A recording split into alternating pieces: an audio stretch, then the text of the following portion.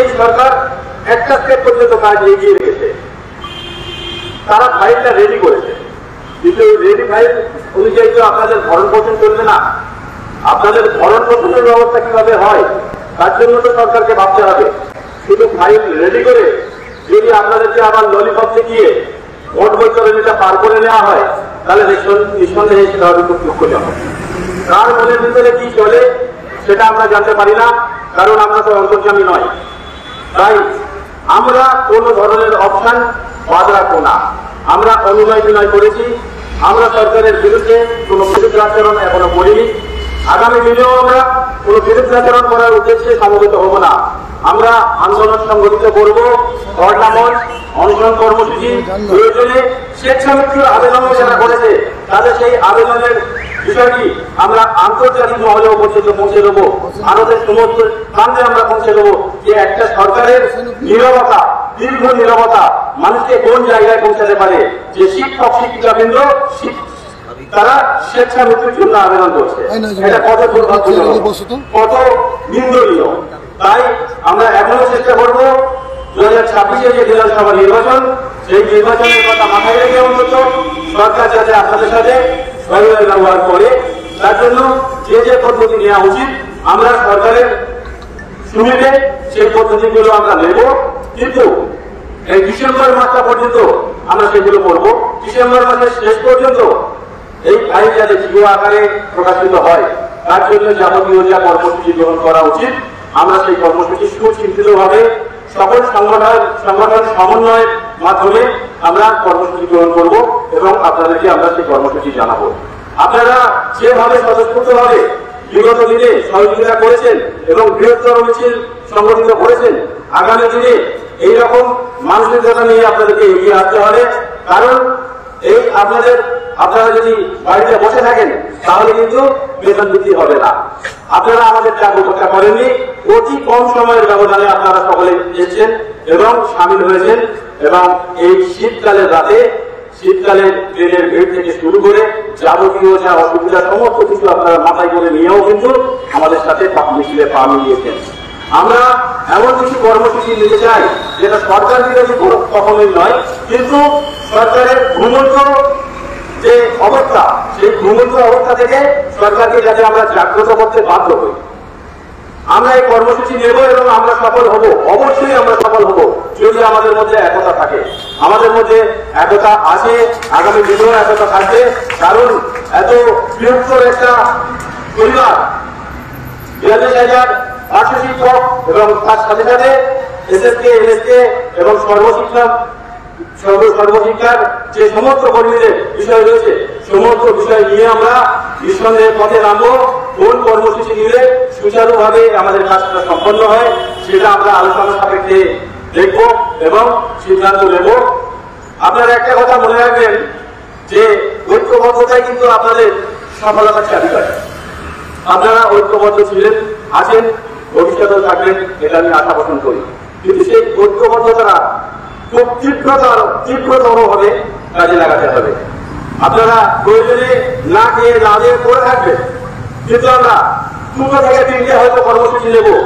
আনা জল দিয়ে মাথায় কাপড় বেঁধে সেই কর্মসূচি আমরা নেব, যে কর্মসূচির মাধ্যমে সরকারের ঘুম ভাঙতে বাধ্য হয়।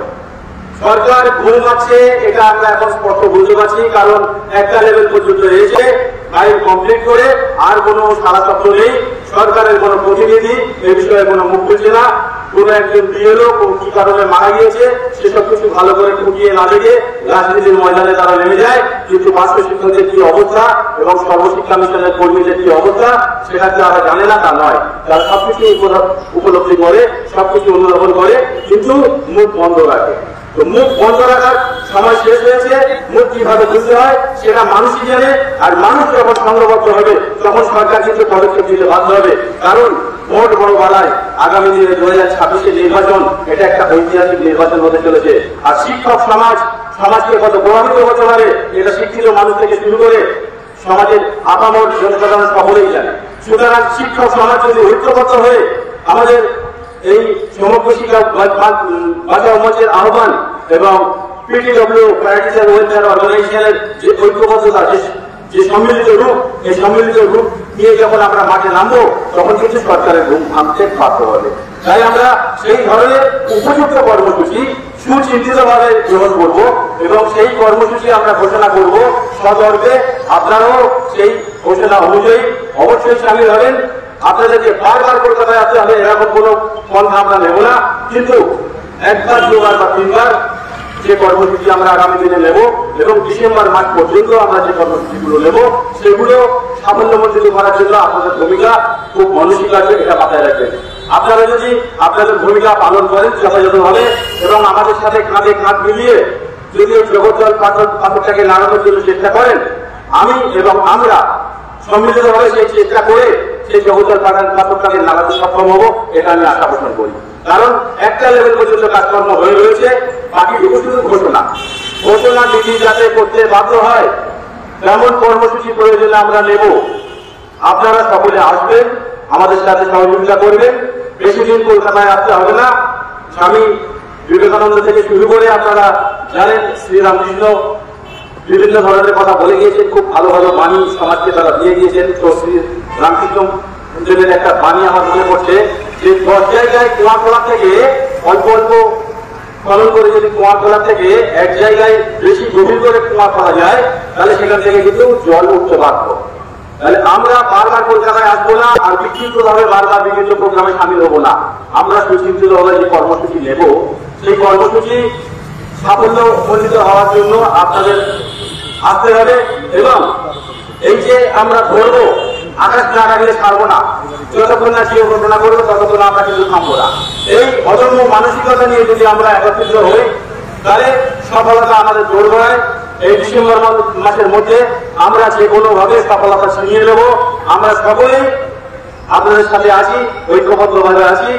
আর সমগ্র শিক্ষা বাঁচাও মঞ্চের সাথে এই প্যারাডিক্যাল ওয়েলফেয়ার অর্গানাইজেশনের যে সমন্বয়, যে সম্মিলিত রূপ, সেটা যে কত ভয়ঙ্কর হতে পারে, সেটা কত প্রখর হতে পারে, সেটা আপনারা দেখবেন।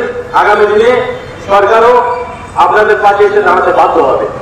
তাই সুচিন্তিতভাবে আমরা আজকে সেই কর্মসূচিগুলো ঠিকঠাক করে নেব, নিয়ে সন্ধ্যা পর্যন্ত সম্ভবত আপনাদেরকে আমরা জানাতে পারবো।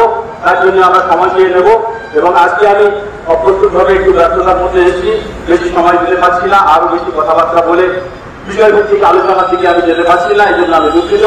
আমাদের সাথে আমাদের সংগঠনের আমাদের যে সম্মিলিত রূপ হবে, এই সম্মিলিত রূপটা সরকার হজম করতে পারবে না। আমরা সরকার বিরোধী কোনো আন্দোলন করবো না, কিন্তু সরকারকে বাধ্য করবো তাদের দীর্ঘ বছরের এই যে জেগে ঘুম, সেই জেগে ঘুম ভাঙাতে বাধ্য করবো। তাই আপনারা আমাদের সাথে থাকবেন। আমরা নিঃসন্দেহে খুব সত্তরে আপনাদেরকে সেই কর্মসূচি জানাতে পারি, তার ব্যবস্থা নিচ্ছি। সকলে ভালো থাকবেন, ধন্যবাদ।